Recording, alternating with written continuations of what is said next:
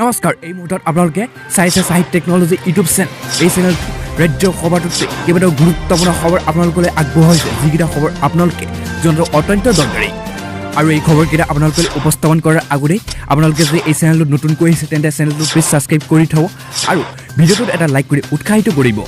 এই মুহূৰ্তত অতি গুৰুত্বপূৰ্ণ এটা ভয়ংকৰ খবৰ মুকলি হৈ আহিছে কিন্তু অসমত কৰোণা এটা সকলো অভিলেখ ভংগ নতুনকৈ আজিৰ দিনটোতে 405 লোক আক্ৰান্ত হৈছে কৰোণা ভাইৰাছত আৰু তাৰে দুজনৰ মৃত্যু ঘটনা পোহৰলৈ আহিছে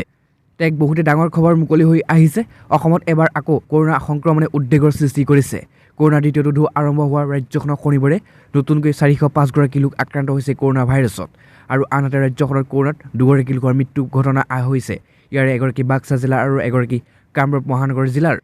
কিন্তু শনিবাৰে দিনটোত অকল কামৰূপ মহানগৰ জিলাতে কৰোণাত আক্ৰান্ত হৈছে 145 লোক সেইদৰে কামৰূপ গ্ৰাম্য জিলাত 28 বৰপেটা জিলাত 23 ডিব্ৰুগড়ত 23 কৰোণাৰ আক্ৰান্ত লোকৰ সংখ্যা হৈছে ৰাজ্যখনৰ দিনটোত মুঠ 68,075 লোকৰ কৰোণাৰ টেষ্ট কৰা হৈছিল আৰু সেইদৰে এই দিনটোতে আৰোগ্য লাভ কৰা লোকসকলৰ সংখ্যা 69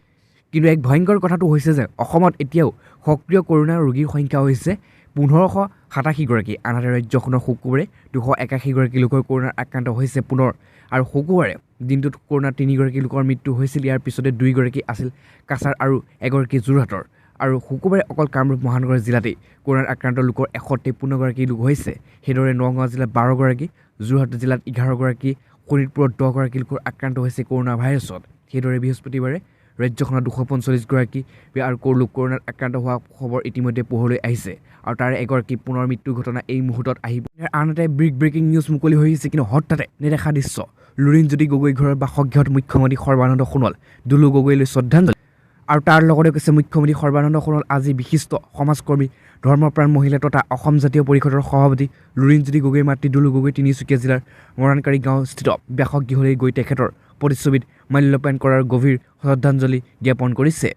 কিন্তু লগতে কৈছে মুখ্যমন্ত্ৰী সোণোৱালে প্ৰয়াত দুলু গগৈৰ পৰিয়ালৰ সদস্য সকলৰ সৈতে মত বিনিময় কৰি সমবেত জ্ঞাপন কৰিছে মুখ্যমন্ত্ৰীগৰাকীৰ উপৰিও আজি অসম গণ পৰিষদৰ দলৰ সভাপতি অতুল বৰা কাৰ্যকৰী সভাপতি কেশৱ মহন্তই লুৰিণজ্যোতি গগৈ বাসগৃহলৈ গৈ প্ৰয়াত দুলু গগৈক শ্ৰদ্ধাঞ্জলি জ্ঞাপন কৰে উল্লেখযোগ্য যে 31 মাৰ্চৰ নিশা আৰু 10:45 নিশা শেষ নিশ্বাস ত্যাগ কৰিছিল লুৰিণজ্যোতি গগৈৰ মাতৃ পাছতো এই মুহূৰ্তত অতি গুৰুত্বপূৰ্ণ এটা ভয়ংকৰ ব্ৰেকিং নিউজ মুকলি হৈ আহিছে কিন্তু অসমত প্ৰথম দ্বিতীয় তৃতীয় পৰ্যায়ৰ নিৰ্বাচন সমাপ্ত হৈছিল আৰু সকলোৰে এটাই আশা আছিল 2 মে'লৈ কিন্তু তাৰ মাজতে এটা ফোন কল ৰেকৰ্ডিঙে এতিয়া সমগ্ৰ অসমতে চাঞ্চল্যকৰ সৃষ্টি কৰিছে কিয়নো নিৰ্বাচনৰ বিজেপিৰ হৈ কাম কৰিছিল এডিএফৰ নেতাৰ ফোন ৰেকৰ্ডিং ভাইৰেল আৰু ইয়াত প্ৰথমতে কৈছে এইবাৰ নিৰ্বাচন মহাজোঁটক চিপৰাং মাৰিছিল নেকি এডিএফে আৰু এই চাঞ্চল্যকৰ অভিযোগ বৰপেটাৰ এডিএফৰ চাঞ্চল্যকৰ অভিযোগ উত্থাপিত হৈছে কিয়নো এক ডাঙৰ গুৰুত্বপূৰ্ণ খবৰ ওলাই আহিছে যে একাংশ এডিএফ কৰ্মীয়ে বিজেপিৰ হৈ কৰিছিল কাম কিয়নো ইয়াত কৈছে মছজিদত বিজেপিৰ হৈ প্ৰচাৰ চলোৱা অভিযোগ উত্থাপিত হৈছে এডিএফৰ ফালৰ পৰা কিয়নো এটা বিশেষ ভিডিঅ'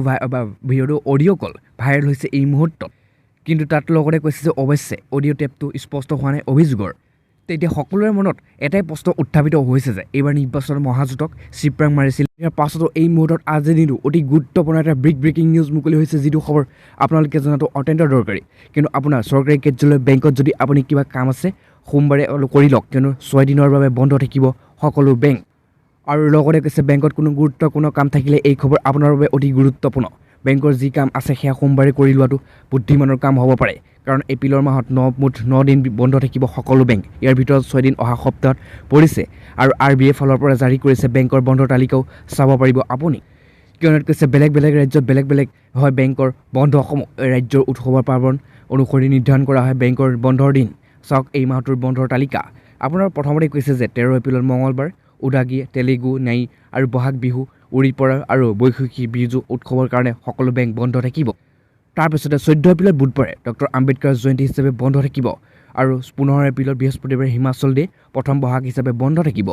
আৰু তাৰপিছতে একেলাটতে 16 এপ্ৰিলতো শুকুৰবাৰে বহাগ বিহু হিচাপে বন্ধ থাকিব 18 এপ্ৰিলত দেওবাৰে হিচাপে বন্ধ থাকিব তাৰপিছতে 21 এপ্ৰিলত বুধবাৰ আৰু ৰাম নৱমী আৰু গুৰিয়া পূজা হিচাপে বন্ধ থাকিব আৰু 24 এপ্ৰিলত মাহৰ 4ৰ্থ শনিবাৰ হিচাপে বন্ধ থাকিব 25 এপ্ৰিলত মহাবীৰ জয়ন্তী হিচাপে বন্ধ থাকিব একেৰাহে বন্ধ থাকিব 6 দিনকৈ এই মুহূৰ্তত অতি গুৰুত্বপূৰ্ণ এটা ভয়ংকৰ খবৰ মুকলি হৈ আহিছে কাৰণ কৈছে সৰ্বদলীয় বৈঠকত অসহায় মুখ্যমন্ত্ৰীয়ে ক'লে যে লকডাউনৰ বাহিৰে বিকল্প নাই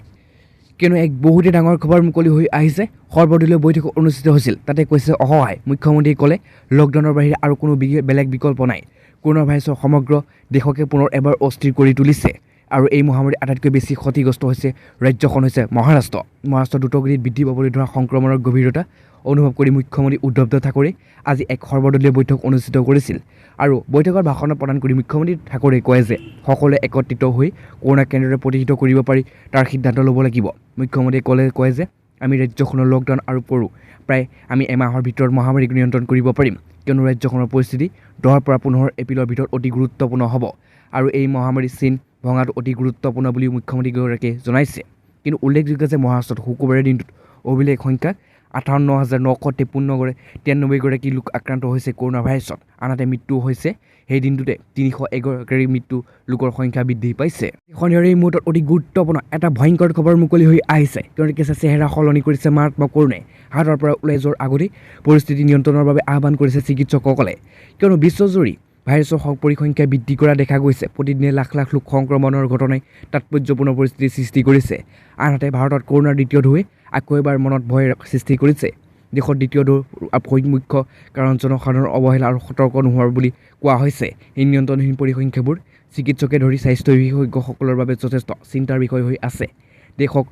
দৈনিক 1 লাখৰো অধিক সংক্ৰমণৰ পঞ্জীয়ন দেখা গৈছে। কৰোণাৰ ক্ষেত্ৰত নতুন তথ্যই বিভিন্ন ধৰণৰ লক্ষণ দেখুৱাইছে। এই লক্ষণবোৰৰ আগৰ লক্ষণৰ দৰে লগত বহুত বেলেগ বুলিও কোৱা হৈছে। চিকিৎসকসকলে কয় যে পেটৰ বিষ, বমি আৰু হঠাৎ ঠাণ্ডা লগা আৰু এনে লক্ষণ হৈছে কৰোণাৰ এই নতুন লক্ষণ। আৰু চিকিৎসকসকলে এতিয়ালৈকে ৰোগীসকলক জ্বৰ, উশাহ চুটি হোৱা আৰু কাহ আদিৰ দৰে লক্ষণৰ থাকিলে কৰোণাৰ পৰীক্ষা কৰাবলৈ পৰামৰ্শ দিছে। কিন্তু আশ্চৰ্যজনকভাৱে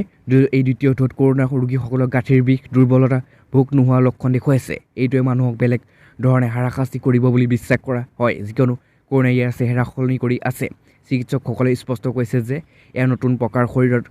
বাবে মাৰাত্মক প্ৰমাণ হৈছে আৰু চিকিৎসক আৰু স্বাস্থ্য বিশেষজ্ঞসকলে লোকসকলক পৰিস্থিতি হাতৰ পৰা ওলাই যোৱাৰ আগতে পৰিস্থিতি নিয়ন্ত্ৰণ কৰিবলৈ আহ্বান জনাইছে। সামাজিক দূৰত্ব, মুখা পিন্ধা, অপ্ৰয়োজনীয়ভাৱে ঘৰৰ পৰা ওলাই নোযোৱা আৰু যদি শৰীৰৰ কোনো অসুবিধা হ'লে লগে লগে কৰোণা পৰীক্ষা কৰিবলৈ পৰামৰ্শ প্ৰদান কৰিছে। নিয়ম অনুসৰি কেৱল নিয়ন্ত্ৰণহীন কৰোণা প্ৰতিৰোধ কৰাৰ সহায় কৰিবৰ বাবে চিকিৎসকসকলে এইদৰে উৎফুল্লিত হৈছে। আনহাতে গুৰুত্বপূৰ্ণ এটা ভাল খবৰ মুকলি হৈ আহিছে, কিয়নো আপুনি যদি পেটিএম ব্যৱহাৰ কৰে তেতিয়া এটা ভাল খবৰ আপোনাৰ বাবে, আৰু যদি এতিয়ালৈকে ব্যৱহাৰ নকৰে আপুনি পেটিএম এপটো ডাউনলোড কৰি লওক, কিয়নো তেন্তে আপোনাৰ বাবে এটা ভাল খবৰ। আপুনি এতিয়া ঘৰত বহিয়ে লাভ কৰিব পাৰিব 2 লাখ টকা। যদি আপুনি পেটিএম ব্যৱহাৰ কৰে তেতিয়া আপোনাৰ বাবে এটা অত্যন্ত ভাল খবৰ আছে। পেটিএমে এতিয়া ব্যৱহাৰকাৰীসকলৰ বাবে যথেষ্ট সুবিধা প্ৰদান কৰিছে।